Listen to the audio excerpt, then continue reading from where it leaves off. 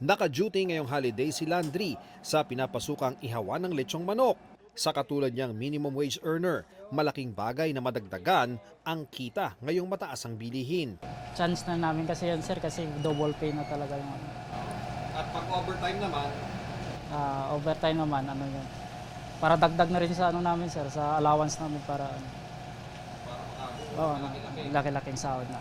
ayon sa pag-aaral ng Ibon Foundation, sa lahat ng rehiyon sa bansa, mababa sa poverty threshold para sa pamilyang may 5 miyembro ang aktwal na minimum wage. At nakuha namin doon, nakakagulat.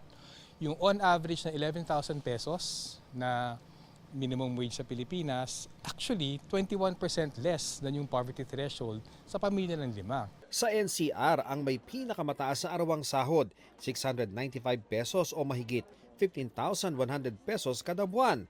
Pero mas mababa ito sa 15,713 pesos na monthly poverty threshold para sa isang pamilya na may 5 miyembro sa Metro Manila base sa 2023 data ng Ibon Foundation.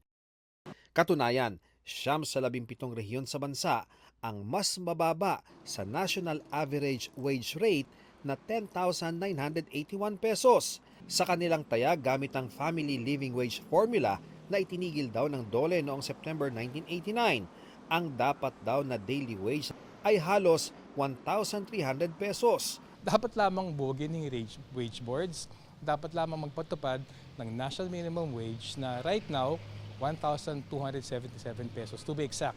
Noong Marso pa lamang yan, hindi pa ito buong bumibuelo yung pagtaas ng presyo ng bilihin dahil dun sa oil price shock. Sinusubukan naming kunan ng pahayagang DOLE tungkol dyan pero wala pa silang tugon sa ngayon.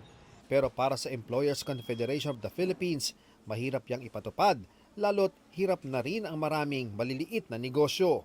The problem is, even without the crisis, micro-industries natin are always struggling. Lalo pa ngayon, hindi nila kaya yung cost. Madali sabihin, madali magpayo ng gano'n. Sino magbibigay? Saan manggagaling yung pera?